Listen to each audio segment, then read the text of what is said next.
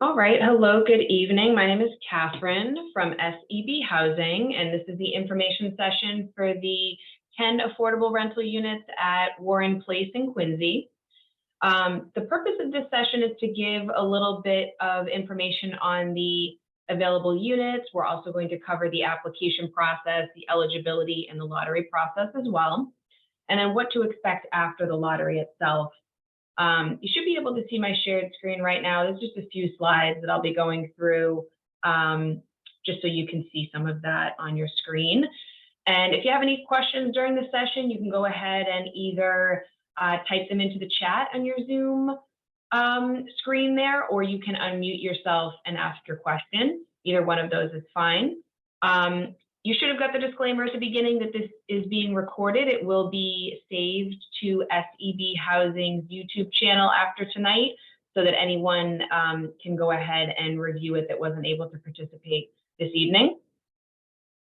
And if you have any questions after tonight's session, the best way to get in touch with us is by emailing info@sebhousing.com, but you can also call us at that 617 number that's there on your screen as well. If you think of anything or you're watching this after the fact and want to get in touch with us about these units.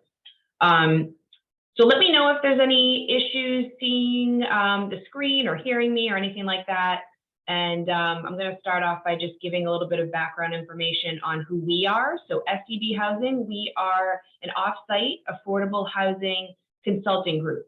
So we're not the on-site management team or the leasing office for the building, but we've been hired by the developer to market the affordable units, conduct this information session, and then collect and review applications to determine all of the applicants' eligibility before eventually running the lottery for these affordable apartments. So in the initial phases of this process, we at SEB Housing are your main contact rather than the leasing office at Warren Place. But then further along in the process, the on-site management team will sort of take over as your main contact for these units when you're looking to lease up. So the first step in the process is qualifying or applying for, I should say, the affordable housing program. And during this step, you're going to be in touch with SEB Housing. You're going to submit your lottery application if you're interested in renting one of these units. We're going to review that application and its supporting documents. And if you're eligible for the lottery, we're going to give you a position on the waiting list. And we'll talk more about what that means in just a few minutes. The second step in the process, you're going to be in touch with the leasing office for your lease eligibility screening. This is separate from the screenings that SEB Housing does. It might include background checks, rental history, credit checks, that sort of thing that you might come to expect when renting an apartment. And then once you're approved for the lease eligibility with the leasing office, you can go ahead and reserve or lease an apartment. If you haven't already, you're going to want to go to sebhousing.com, and there's a page specific to Warren Place. So if you go onto our website and then click on affordable housing opportunities, you can select I want to rent, and then you're going to see Warren Place listed there. So that will take you to that specific page that has a downloadable version of the application, the lottery application, and then an information packet. And that information packet contains most of the information that I'm going to be covering in tonight's session. I'm not going to be able to cover everything in the packet, but I will be going over the main points that are in there. So it is recommended that if you're interested in this property, you take a look at that information packet, even if you do watch or attend this information session. So if you choose to apply for the lottery for the affordable units at Warren Place, you're going to need to first complete that lottery application, like I mentioned. You can submit it to us in one of several ways. You can scan or email it to us at info@sebhousing.com. You can fax it to us. The fax number is on the first page of that application. You can send it by regular mail to our address at 257 Hillside Ave in Needham. If you're in the Needham area, we also have a drop box that you could drop your application off in.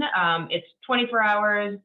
It's located at 257 Hillside Ave. It's on the left side of our building. and we do check that locked Dropbox every day, so you could send it there as well. Whichever one of those options is most convenient for you, that's how you can apply. And we encourage you to get your lottery application in early. You're going to notice when you're reviewing it that it is fairly lengthy. You're going to see that there's a lot of supporting documentation that's required to be submitted along with the application, which I'll be talking about more in a few minutes as well. Applications themselves are due by April 18th. That's the deadline for these.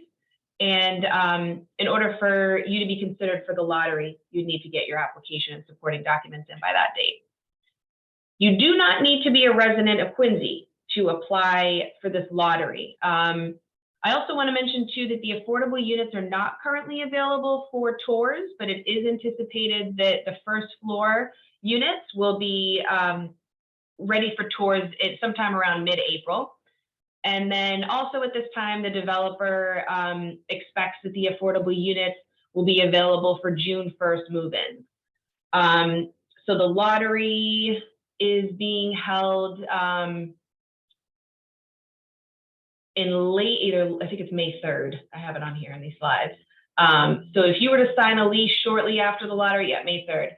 If you were to sign a lease shortly after the lottery, your move-in date would not be before June 1st. So just want to put that out there for anybody who's looking for a specific date. It might change, but that is the current estimate with construction and all of that. All right, so a little bit more about the apartments themselves. So Warren Place, it's a brand new 40-unit apartment community located in the Wollaston area of Quincy. It's going to have one building that has an elevator. There's 10 of the units are going to be affordable, and they're going to be made available through this lottery process to households that are earning no more than 80% of the area median income. The affordable apartments are going to be located throughout the building, and they're going to be in all bedroom sizes. The finishes that provided are going to be identical to the market rate units. Some of those features in the units include granite countertops, an island with seats in the kitchen, high-end appliances, recessed lighting throughout the apartment, and the Warren Place itself is located less than a half mile, about a third of a mile from the Wollaston Red Line MBTA station. Water and sewer is included in the rent. Tenants are responsible for all the other utilities, which include gas, heat, hot water, cooking, and electricity. And there is one free assigned parking spot included in your rent. So there are affordable studio, 1-bedroom, 2-bedroom, and 3-bedroom apartments being offered. There's one studio apartment that has 480 square feet, and it's going to be renting for $1,859. There are 7 1-bedroom apartments that will feature 618 square feet, and they're going to be renting for $1,975. There's also one 2-bedroom apartment that has 774 square feet and will be renting for $2,355. And then there's also one 3-bedroom apartment, which is featuring 1,087 square feet that will rent for $2,719. So these rents are less than the market rate rents within the unit. So that's why these affordable units are only being made available to households which qualify for the affordable housing program. And we'll talk more in just a minute about what the qualifications are for that program. Do want to mention too that this particular affordable housing opportunity is not subsidized. It's not subsidized housing. That affordable rent amounts that I just mentioned and that are on your screen are not set based on an applicant's income or financial circumstances. So what this means is that the rent doesn't change if your income changes. These are the set rent amounts. So the rents for this housing program are set using a formula that's based on HUD, which is the Department of Housing and Urban Development, area median income for the Boston area, which is where Quincy falls. They're set with the idea that the amount should be affordable to households that are making up to 80% of AMI. And the rent may increase one time per year And this typically happens in the spring when HUD comes out with their new area median incomes. There will always be advanced notice if there's a rent increase. They're usually pretty modest, between $25 and $75, but rents will never change during the middle of your lease. So during your lease term, they're not going to increase. So if you sign the lease for June 1st this year, you're not going to see an increase until at least June 1st of 2024. So the affordable units at Warren Place were selected by the owner and were approved by Mass Housing. They are representative of the building as a whole, which means they're not the smallest units. They're not all, bunched into one corner, one location of the building, and they're not identifiable as affordable in any way. So since it's possible that we will have more interested and eligible applicants than affordable units, so if there's more than 10 qualified applicants, that's why we need to have this lottery to open the units up to only those who qualify for the program. And I'm going to talk again about the income limits and the eligibility criteria, but we so far have sort of covered logistical information, a basic overview of the Warren Place units. If you have any questions, again, just want to encourage you to either type them into the chat or unmute yourself. And I'll be talking about the eligibility requirements for the actual affordable housing program next.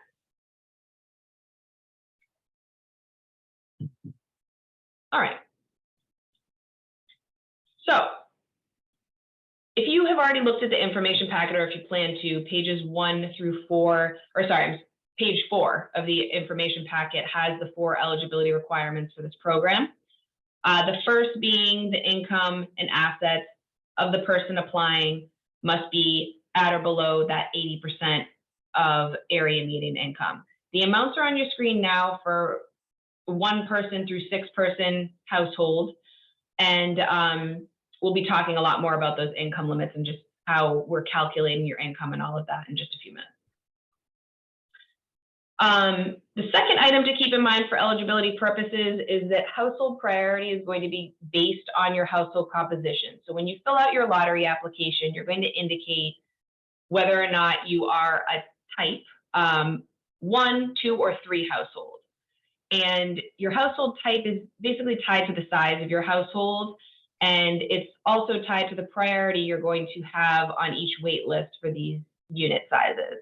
So for example, a type 2 household might apply for a 3-bedroom unit, but you should be aware if you're a type 2 household, you're going to have second priority. You're not going to have first priority on a 3-bedroom waiting list. The type 3 households, those larger households, are going to have a higher priority.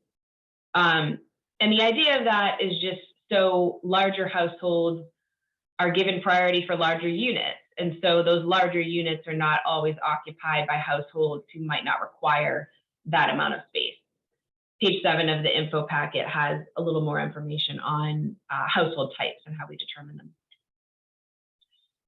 I also want to mention for this particular lottery and this affordable housing program, there must be at least 1 person per bedroom. So this means that a 1-person household can't apply for a 2 or 3-bedroom unit, and a 2-person household can't apply for a 3-bedroom unit unless a household member has a disability that requires a reasonable accommodation for an extra bedroom. The third eligibility criteria doesn't come up a whole lot, but applicants cannot own a home upon move-in. So if you do own a home now, you would need to sell it prior to leasing an apartment at Warren Place. Doesn't mean you can't apply. You can submit your application, your lottery application, if you plan on selling that in the next few months, and your name will be off the deed by the time you're looking to sign a lease, then you would still be eligible for this lottery. You'd be given a conditional approval when we're determining your eligibility. And then the fourth and final eligibility criteria doesn't come up often either, but households can't have financial interest in the development, so you can't be considered a related party. These units are being offered by Warren Place LLC. If you work for them, if you're related to them in some way, you might not be eligible for the lottery. And then just to circle back on the income limits. Again, these units are being made available at rents that are lower than the market rate apartments within the building. So we want to make sure that everyone who's applying is eligible for the affordable housing program and therefore eligible to rent one of these affordable units. So the maximum income limits for the program are set by household size. This will include everyone who's in your household. So if you plan on having 4 people in your household when you sign a lease, you'd want to look at that 4-person maximum income that's on your screen right now, which is $111,850. And that would be the maximum income for your household in order to qualify for this lottery and for the affordable housing program. These numbers are also listed on the application itself, the information packet, so you will have those readily available when you're looking at all the information for this lottery. All households are going to be required to submit supporting documentation and asset documentation along with your application. The required documents themselves vary a little bit depending on your sources of income, but for all households, you want to keep in mind that you will need a copy of your last federal tax return for the last year and copies of bank statements for the last 3 months. Section 2 of your application is very detailed and it lists all of the information that you might need to supply depending on your household income. So for example, if you're employed, how many pay stubs you would need to submit along with your application. Just a basic overview too about how your income will be counted. So income for the affordable housing program is counted as a projection of your household income over the next 12 months for all household members. So this includes, bonuses, overtime, not just your set salary if you're working. The only exceptions to the income that we would need to count for your household are income of minors. So if you have a household member who's under the age of 18 who is employed, we're not going to count that person's wages towards your total household income. And then the second exception is if you have a dependent full-time student, even if they're over the age of 18, if they are a full-time student who's a dependent, we're only going to count the first $480 of their wages when we're determining your total household income. We are required to count gross income, not net. So that's the amount you make before taxes, although we realize that you don't take home that full amount of your salary. We do need to count that gross income according to the program regulations that we have to follow. And obviously every household income circumstances are unique. So some applicants are going to have a consistent weekly salary throughout the year. Others are going to be self-employed or working seasonally, so maybe more sporadic income.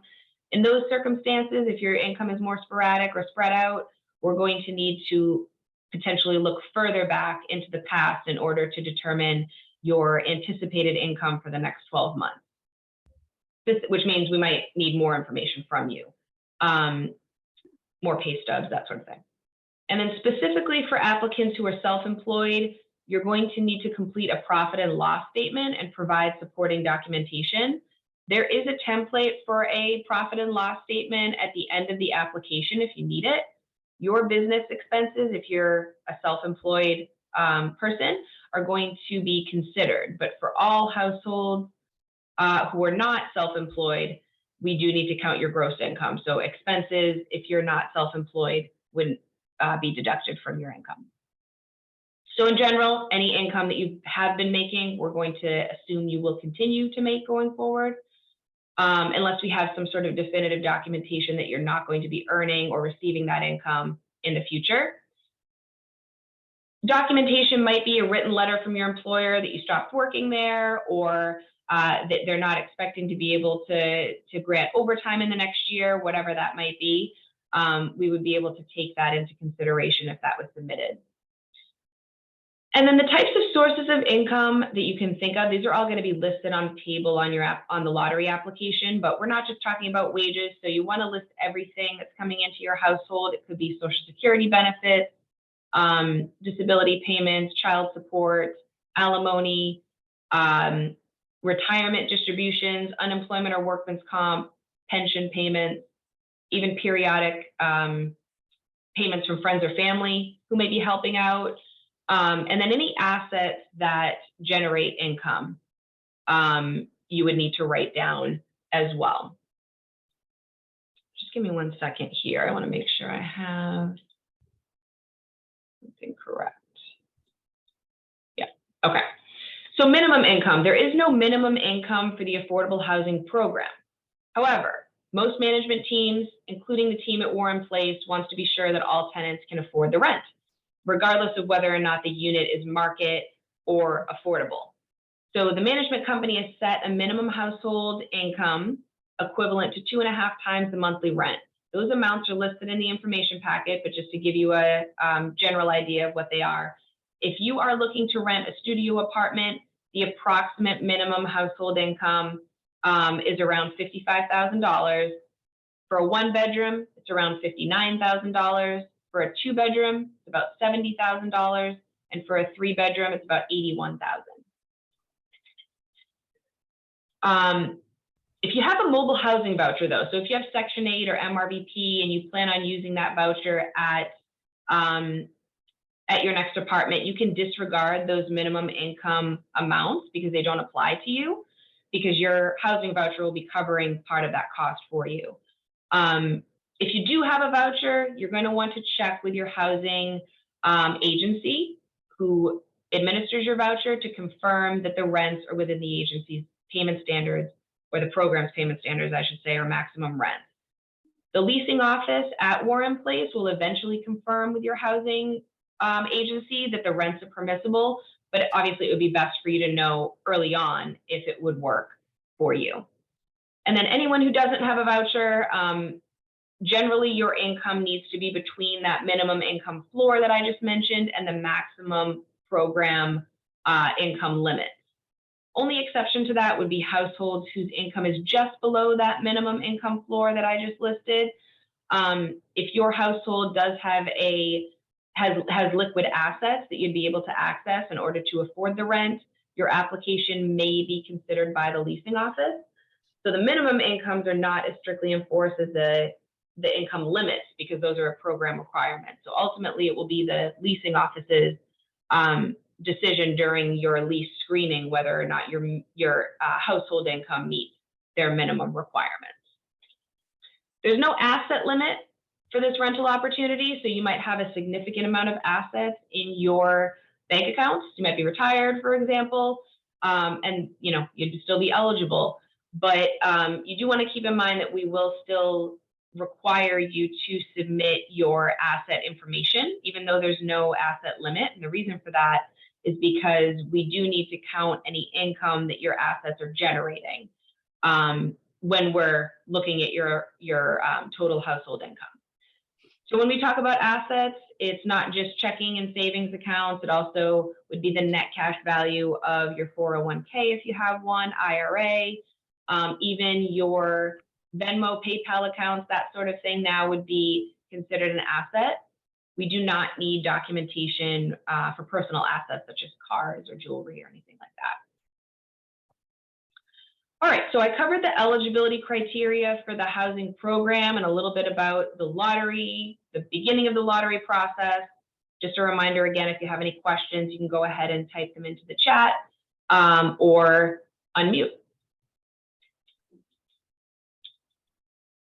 And now the lottery itself. So as I mentioned earlier, if you're interested in these apartments, we do encourage you to get the process started early by submitting your lottery application. And so we also want to mention that if you're looking at these apartments, you're not sure which unit size you're interested in, you can apply for more than one unit size on your lottery application. So if you think, for example, that you're interested in both a studio and a 1-bedroom or a 2-bedroom and a 3-bedroom, you should indicate that on your lottery application.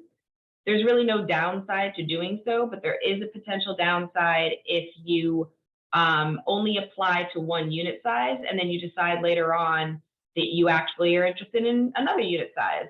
And the reason for that is, the waiting list could have already been formulated for, the 3-bedroom unit, and you would have missed out on being in that lottery if you didn't apply for it on your lottery application. And remember, it's only the 1-bedroom units at Warren Place that have more than one unit. There's 7 1-bedrooms, but one 1 studio, 1 2-bedroom, 1 3-bedroom.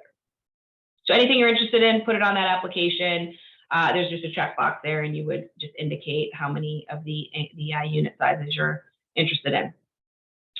Once you get the lottery application in, we're going to review that lottery application, and we'll contact you if there's any information that appears to be missing or incomplete, and you'll have a chance to go ahead and resubmit your application.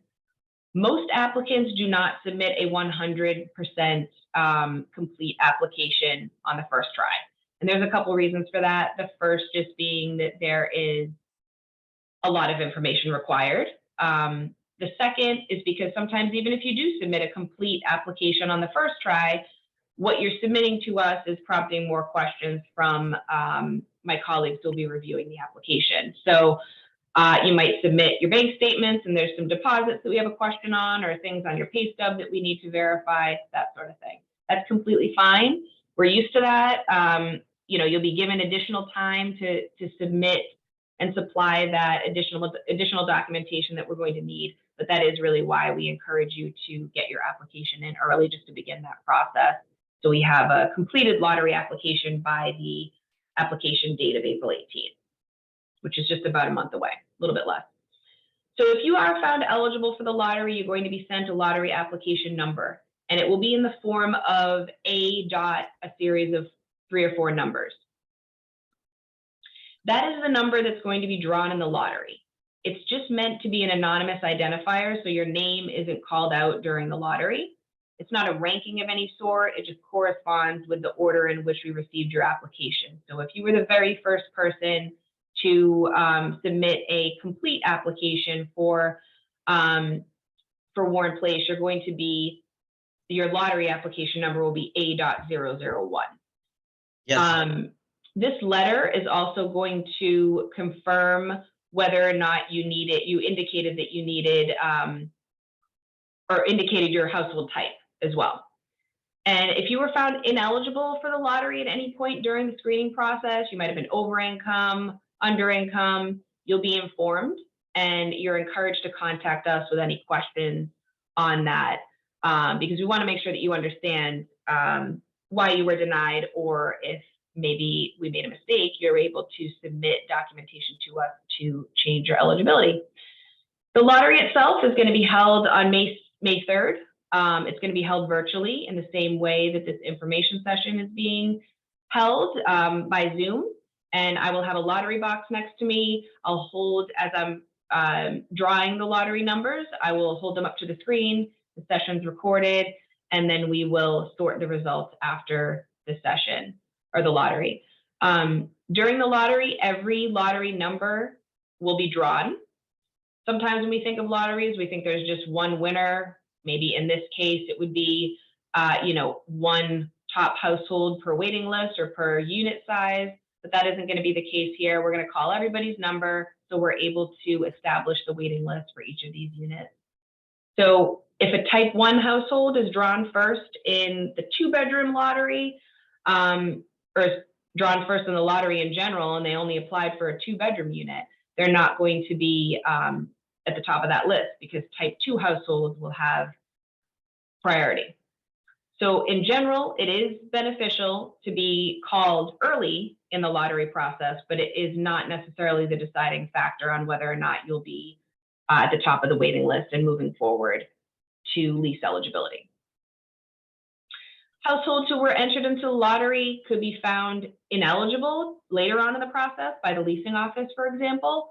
So if your lottery number is drawn last, for example, it doesn't mean that you won't have the opportunity to move forward in the process and rent one of these units. So just keep that in mind. A lot of things can happen when we're sorting these results and when the leasing office starts their screening. Following the lottery, we're going to populate those waiting lists, taking the household type into consideration. We always do our best to try to get the waiting list out to all applicants as soon as possible. Usually it's no later than the next morning. So you'll either get an email from us a few hours after the lottery or the next morning. If we don't have your email address, we'll send it by mail. And when you receive that email, you're going to find your lottery application number. You can see where you fall on the waiting list because the email is going to have the waiting lists themselves attached to it. And you'll have a better idea of where you fall, when you might be called forward to start your lease screening and all of that. So at that point in the process, following the lottery and the establishment of the waiting list, we're going to connect the top households from each of the waiting lists with the leasing office or the management team at Warren Place. So your contact information will be provided to them as well, and you'll be able to move on to that lease screening process.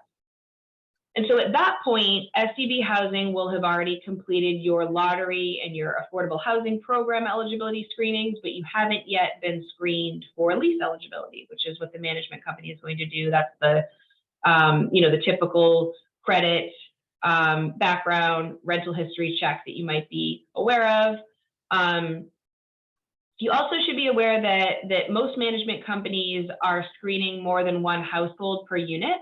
So for example, Warren Place might be screening more than one household at a time for the studio unit that they have. And that's because management companies often do this to just make sure that the process doesn't get bogged down by households who do not qualify for the unit. So just be aware of that. You may be called forward to do your lease screening, but you're not that top household. Even if you are first on the waiting list, you don't want to immediately give your current landlord, if you're renting, notice that you're moving into Warren Place.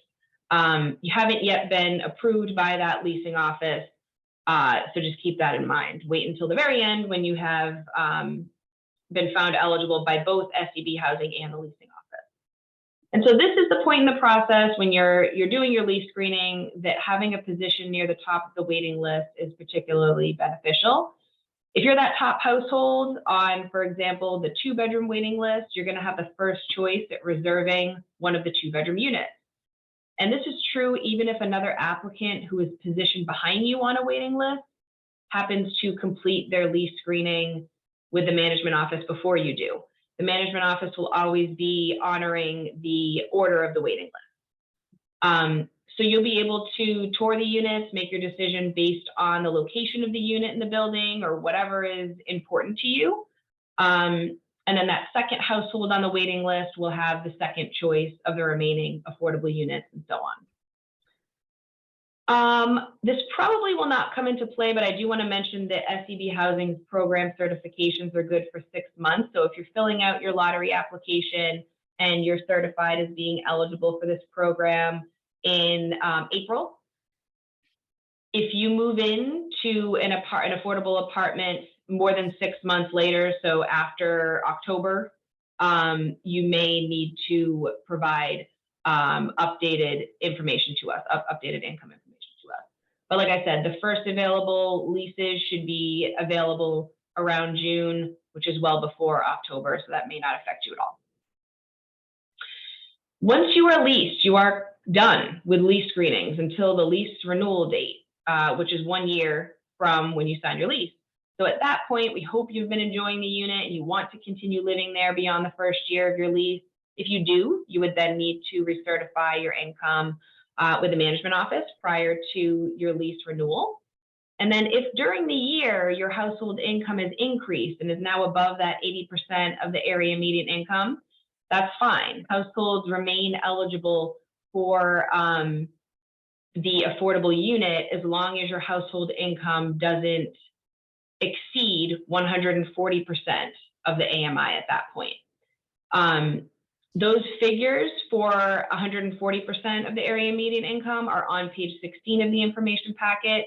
To give you an example, if you're a 2-person household, you would have had to have had an income at or below $89,500 to qualify for this lottery.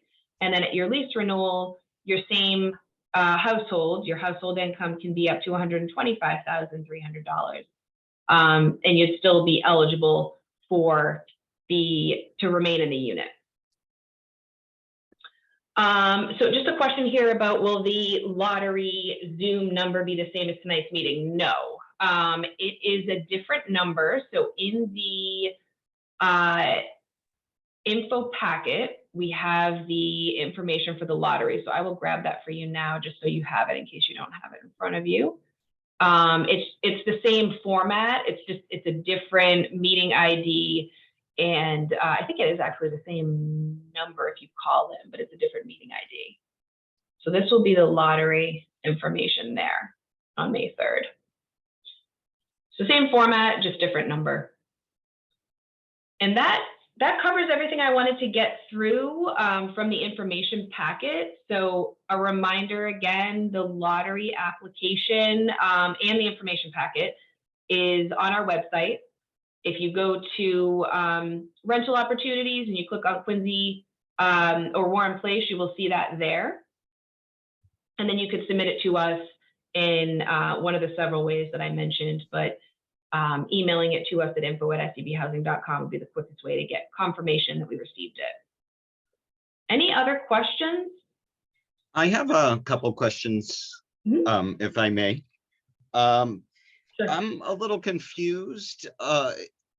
On one of the first things you showed, it said something about laundry on the second and fourth floor. I thought these were in-unit laundry.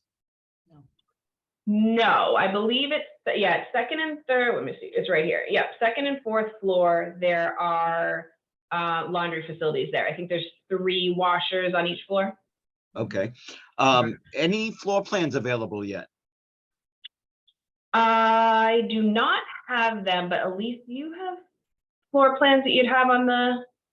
I can get them. Okay. Oh, that would be awesome for me. Sure. So yeah, if you just forward them to me, I can pass them along to anyone who's interested. And I think our admin team too, who would be fielding questions from applicants. If we have those, we can forward them along as well.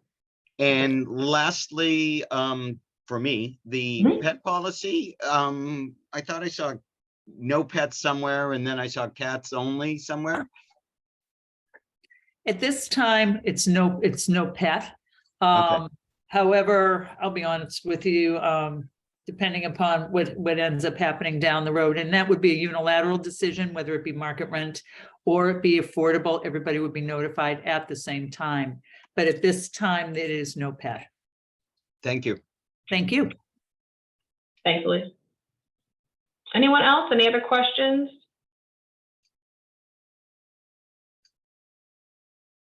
All right, and just a reminder again too, if anything comes up after tonight, you think of something as you're filling out the lottery application, or something comes up, you can email us, info@sebhousing.com. We'd be happy to get back to you.